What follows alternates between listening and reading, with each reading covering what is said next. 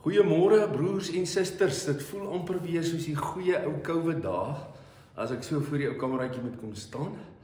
Gelukkig is dit nie weer COVID nie, dis net ons het 'n probleem, ons kon nie 'n leraar kry nie, nou moet ek besluit dat ek vir ons 'n preek opneem.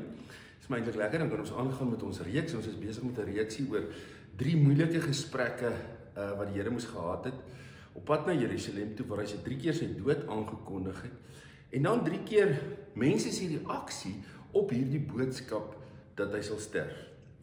Verlede Sondag het ons gesien Petrus se reaksie, dat Petrus die Here eenkant toe roep, vir hom berispe, en dan moet die Here hom berispe, en hom aanspreek en sê, Satan, kom agter my, ek wil verbygaan.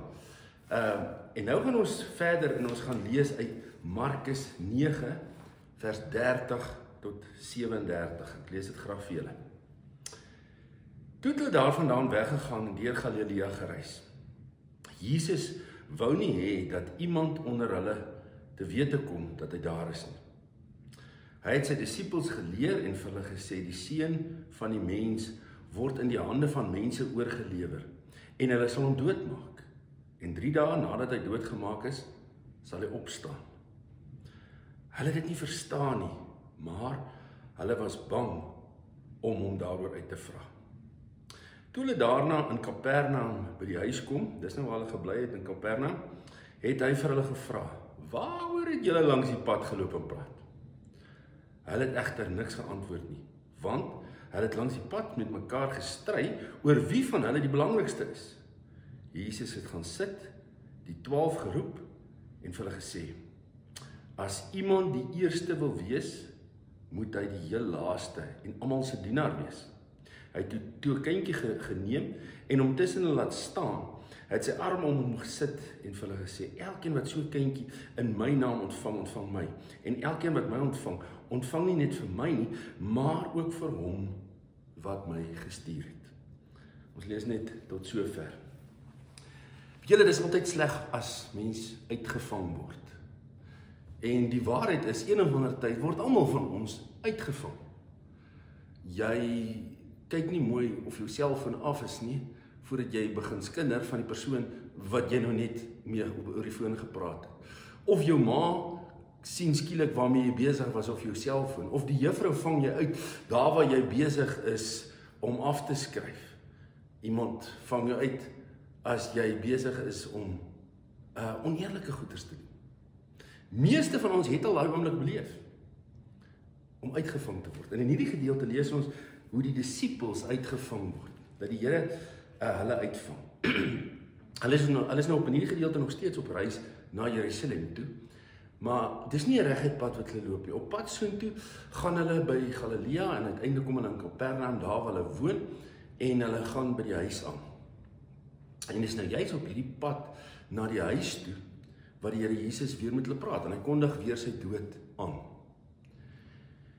En hulle vra hierdie keer niks vir hom nie, ek dink hulle was bietjie bang om iets vir hom direk daaroor te vra, na wat met Petrus gebeur het, maar hulle gaan dan verder, en dan langs die pad is hulle besig om te praat met mekaar.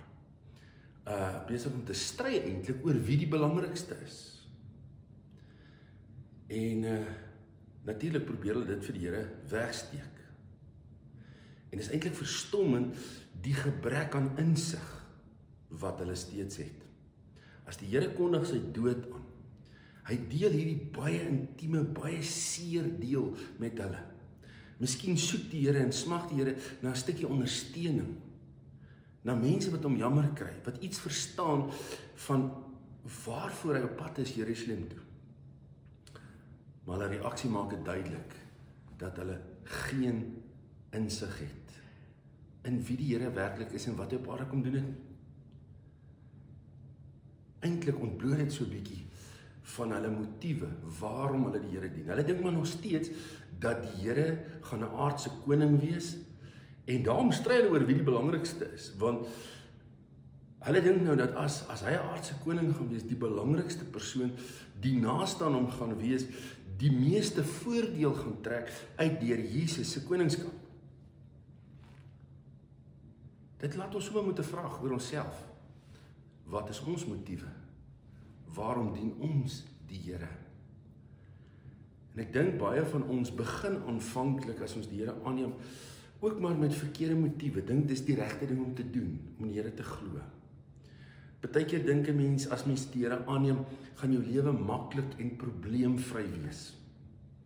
Gaan jou verhouding met die Here al die swaar uit jou lewe uit weghou, jou beskerm van alles wat sleg is. Nêrens beloof die Here dit vir ons nie. Om die waarheid te sê, as die Here self met ons praat, dan sê hy, moenie dink dat ek gekom het om vrede op aarde te bring. Ek het nie gekom om vrede te bring nie, maar die swaard. Ek het gekom om tweedrag te bring. Daardeur wil die Here vir ons eintlik sê, dat om hom te dien is nie altyd die maklikste pad, maar is altyd die beste pad. Weet jy, die evangelie van verlossing beloof nie vir ons dat die Here oplossing gaan gee vir al ons klein probleempies nie. Ons geldprobleme, ons emosionele probleme, self ons gesondheid, dat die oomblik as jy die Here aanneem, gaan al hierdie probleme vir jou verdwyn nie. Dis nie wat die evangelie beloof nie.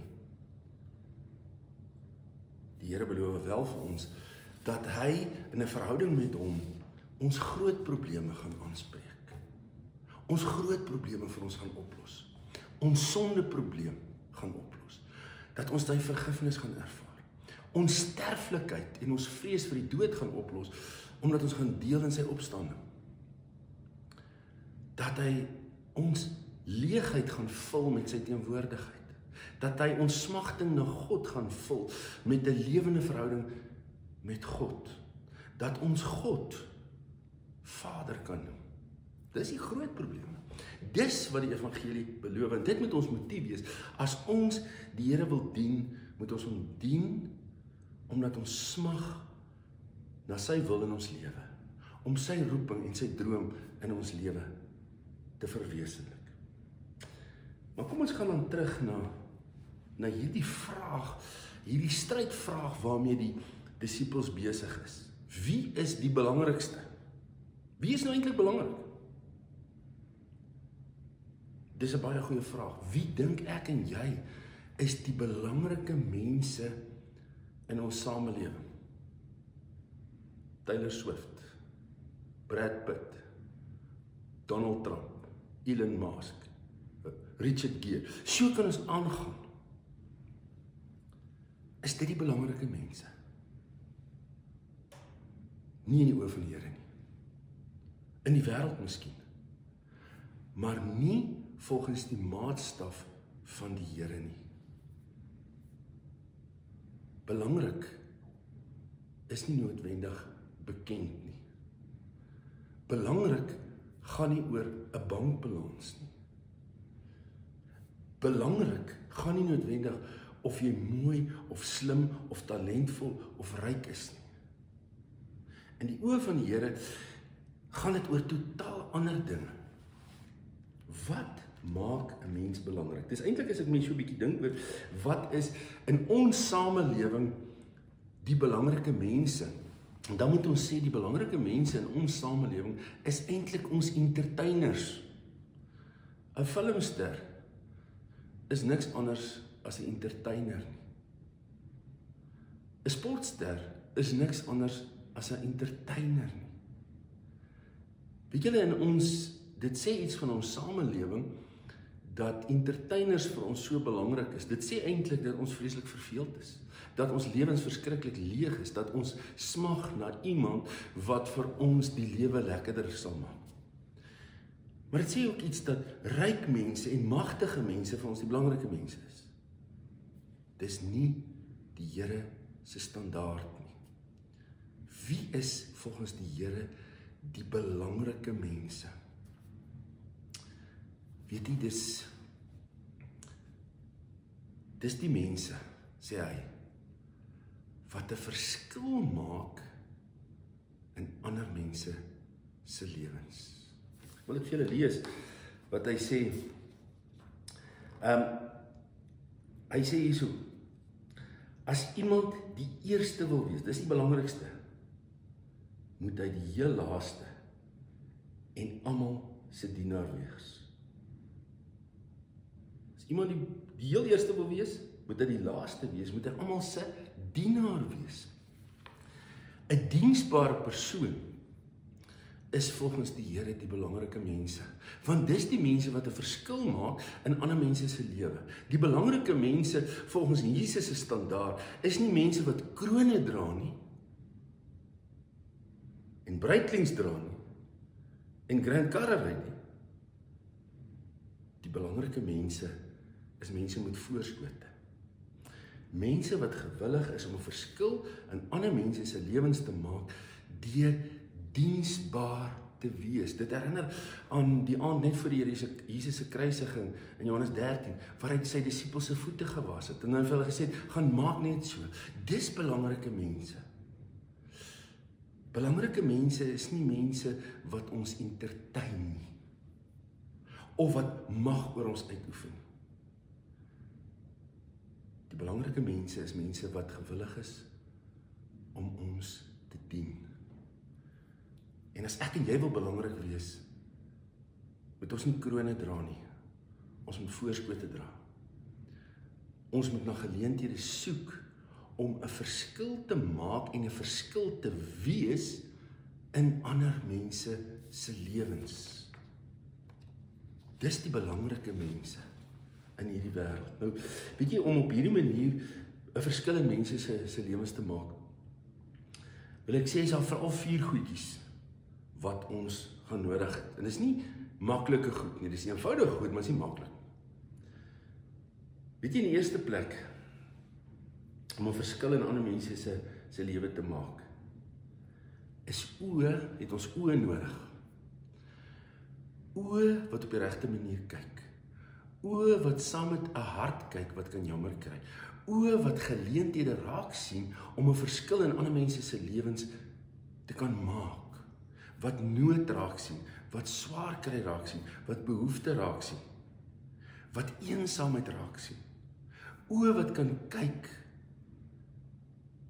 en wat kan raak sien wat God raak sien. Maar dit moet ook baie spesiale oë wees, oë wat verby verskonings kan kyk. Maar ook oë wat nie raak sien wie kyk, wie sien raak wat ek nou gaan doen. Want dis nie waaroor dit gaan nie. So ons het die regte soort oë nodig. Die tweede ding wat ons nodig het, is 'n nederige rug. Nou wat is 'n nederige rug? 'n nederige rug is 'n rug wat maklik buig, wat maklik kniel, wat nie so styf is nie. Dit lyk mens altyd as mense dink hulle is belangrik, dan kry hulle sulke stywe ruggies en sulke regop nekkies. Om 'n verskil in mense se lewe te maak, beteken om te kan buig, om te kan afgaan na ander mense se vlak toe. Mense wat miskien minder as jy het, om te kan daal na kinders se vlak toe, op hulle vlak te beweeg, en op hulle vlak 'n verskil te maak. Die derde ding is, en dis 'n moeilike een, om regtig diensbaar te wees, het ons stikkende horlosies nodig. Want tyd staan baie keer in die pad van diensbaarheid. Tyd staan so baie keer in my lewe in die pad om werklik 'n verskil in mense se lewens te maak. Ek sien iemand se nood raak, my oë werk. Ek is dalk selfs gewillig om my rug bietjie te buig, maar nou sê ek vir myself, o, jene Richie, jy moet nou daar en daar wees en jy moet dit en dit doen, my dag is vol, ek het nie nou tyd nie. Om 'n verskil te maak in mense se lewens, vra dat ons van tyd moet kan vergeet om nood aan te spreek. Weet jy, die laaste ding wat ons nodig het om regtig diensbaar te wees, soos wat die Here dit wil, is 'n swak geheue. 'n Geheue wat nie boekhou en onthou, ek het dit en dit en dit vir daai ou gedoen, so hy moet daai dit en dit kan hy nou maar weer vir my terug doen. Of om myself net op die skouer te klop en sê, o, ek het dan dit en dit en dit vandag gedoen. Kyk hoe wonderlike mense is dit. Ons moet so wees dat as ons iets goeds doen, moet ons eintlik dadelik daarvan vergeet. Want die oomblik as ons vergeet van die goeie wat ons doen, dan sien die Here dit raak. En dan onthou die Here dit. Ja, diensbaarheid is juist die ding wat mens doen, waarvoor ander mense nie lus is nie. Waarvoor ander mense nie tyd het nie. En wat ander mense nie raak sien nie. Wie is die belangrike mense in jou lewe? Ek wil jou beloof, dis nie die filmsterre nie. Dis nie die mense met baie geld nie. Die mense wat werklik 'n verskil in jou lewe gemaak het, in my lewe, is ons ouers wat opofferings gemaak het ter wille van ons. Dis vriende wat jy in die middel van die nag kan bel. Wat bly is as jy bly is, hartseer is as jy hartseer is. Mense wat daar is vir jou. Dis die vreemdeling wat by jou langs die pad stop as jou kar gebreek het en jou help uit 'n moeilike situasie. Dis mense wat gewillig was om 'n verskil te maak in jou lewe. Dis wat mense belangrik maak. Dis wat ek en jy belangrik maak in die oë van die Here. Dis waartoe die Here ons roep.